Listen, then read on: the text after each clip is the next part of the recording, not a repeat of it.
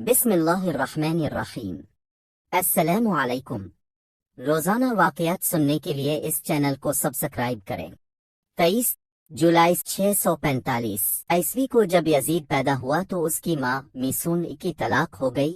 मीसून अपने बेटे यजीद को लेकर अपने कबीले कल्बिया चली गई। कल्बिया कबीला अभी नया मुसलमान हुआ था, जिसकी वजह से उनके रस्म और रिवाज और रहन सहन अभी बिल्कुल ईसाइयों जैसा था। चुनांचे इसी ईसाइयत के माहौल में यजीद की परवरिश हुई। यजीद बचपन से ही बंदरों को पाल कर उनसे खेला करता था। जब बड़ा हुआ तो उसने शराब पीना, शतरंज और बेहयाई के कामों में भरपूर हिस्सा लिया। आज की वीडियो में हम यजीद की बदतरीन और इबरतनाक मौत का जिक्र करेंगे। प्यारे दोस्तों, इंतहाई मुखालफत के बावजूद भी यजीद 60 हिजरी को तख्त नशीन हो गया। तख्त पर बैठते ही यजीद ने मदीना के गवर्नर उतबा को खत लिखा कि अब्दुल्ला बिन जुबैर, अब्दुर्रहमान बिन इब्बी बकर, अब्दुल्ला बिन उमर और सैयदना इमाम हुसैन से मेरी बैत ली जाए। जब इन सब ने यजीद की बैत करने से इनकार किया तो यजीद ने दूसरा खत ये लिखा कि नवासा रसूल सैयदना इमाम हुसैन से जबरदस्ती बैत ली जाए। इसलिए गवर्नर मदीना हजरत इमाम हुसैन के पास आया। इसने कहा कि यजीद ने मुझे अब से जबरदस्ती बैत लेने को कहा। जब हजरत इमाम हुसैन ने देखा कि अगर मैंने यजीद के हाथ पर बैत न की तो मदीना में कत्लो गारत हो सकती है, तो अब वहां से हिजरत करके मक्का फिर कूफा की तरफ निकले। हजरत इमाम के साथ आपके घर वाले और कुछ असहाबा किराम भी मौजूद थे। लेकोफूहे ने हजरत इमाम हुसैन की बैत तोड़ दी कि जिसके बाद मैदान करबला का वाकया पेश आया। मैदान करबला का वाकया यजीद का सबसे बड़ा गुनाह माना जाता है। जब यजीद को पता चला कि हजरत इमाम हुसैन कूफा की तरफ आ रहे हैं तो यजीद ने अब्दुल्ला बिन जियाद जैसे सख्त दिल गवर्नर को कूफा में मुकर्रर कर दिया। उनको यजीद ने कहा कि हजरत इमाम हुसैन से बैत लो, अगर वो मेरे हाथ पर बैत नहीं करता तो इससे जंग करो। अब्दुल्ला इब्न जियाद के हुक्म को मानते हुए शमर और उमर बिन साद ने करबला के मैदान में सैयदना हुसैन और उनके साथियों को 3 दिन तक कुछ खाने पीने को ना दिया। उनको शदीद प्यास का एहसास दिलाकर उनको शहीद कर दिया। मैदान करबला में शमर जैसे बदबख्तों ने ऐसा जुल्म किया कि जिसकी मिसाल तारीख में मुफस्सरीन लिखते आंसू बहाते हैं। मैदान करबला में सैयदना हुसैन को शहीद करने के बाद उनकी औरतों को भी कैद कर लिया गया, बच्चों को भी कैद करके तरह तरह के जुल्म व सितम ढाए गए। जब सैयदना हुसैन का सर मुबारक यजीद बदबख्त के सामने लाया गया तो इस कमीने ने अब के सर मुबारक की बहुत ही तौहीन की। यजीद ने सैयदना हुसैन के सर मुबारक को देखकर ऐसे ऐसे अशार पढ़े कि जिसको बयान करते हुए बाज तारीख दान यजीद को काफिर भी कहते। क्या वजह थी कि यजीद ने उबैदुल्ला इब्न जियाद, शमर और उमर बिन साद को अहल बैत को शहीद करने की सजा क्यों ना दी गई? क्यों वाकया करबला के बाद भी यजीद की मौत तक उबैदुल्ला इब्न जियाद कूफा और बसरा पर यजीद की तरफ से हुक्मरान रहा?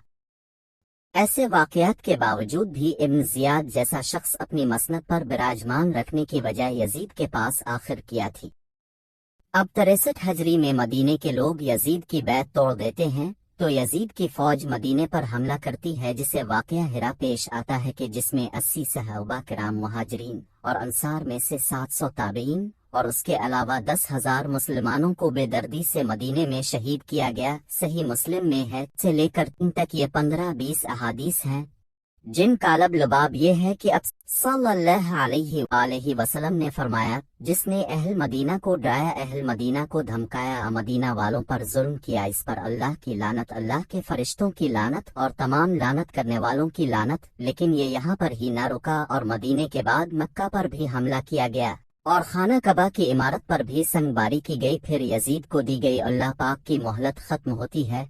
अब इस जालिम, फासिक, फाजिर और शराबी की मौत आती है। इसकी मौत के मुताल्लिक 3 तरह की रवायत तारीख कुतुब में मिलती हैं। इसकी मौत के बारे में पहली रवायत यह है कि यजीद एक रूमी नस्ल की लड़की पर फिदा हो गया था। यजीद ने इस लड़की के सारे खानदान को कत्ल करवा दिया था, लेकिन इसके बावजूद भी यजीद इस लड़की को हासिल न कर सका। एक दिन वो लड़की यजीद के महल में आती है। वो लड़की यजीद को कहती है कि मैं अपनी जान दे दूंगी, लेकिन तेरे जैसे कातिल दरिंदे की मोहब्बत में गिरफ्तार नहीं हो सकती। एक दिन लड़की ने सोचा कि मैं अपने खानदान वालों का बदला यजीद से लेती हूँ। लड़की ने यजीद को रंग रलियां मनाने के लिए एक जंगल में अकेले बुलवाया। वीराने में यजीद शराब पी पी कर मस्त हो गया। वो लड़की लिबास पहनकर यजीद के सामने बैठ गई اور وہ شراب پیتا رہا۔ جب لڑکی نے دیکھا کہ یزید شراب میں چور ہو چکا تو اس کو بستر پر لے آئی اور پھر مستیاں کرتے کرتے یزید کی گردن کاٹ دی۔ پھر وہ لڑکی وہاں سے غائب ہو گئی۔ کئی دن تک یزید کی لاش جنگل میں ہی پڑی رہی۔ یزید کی لاش کو چیل اور نوچ نوچ کر برا حال کر دیا۔ جب یزیدی فوج کو یزید کی لاش کا علم ہوا تو انہوں نے اس کی لاش کو دفنا دیا۔ دوسری روایت اس طرح سے بیان کی گئی، حجری کو یزید کو ایک بہت ہی خطرناک بیماری لگ گئی تھی جس کی وجہ سے اس کی آنکھیں جل کر سکڑ گئی تھیں۔ وہ مچھلی کی طرح تڑپتا تھا، جس طرح مچھلی پانی سے دور ہو کر تڑپتی ہے۔ یزید کو بھی بہت ہی پیاس لگتی ہے۔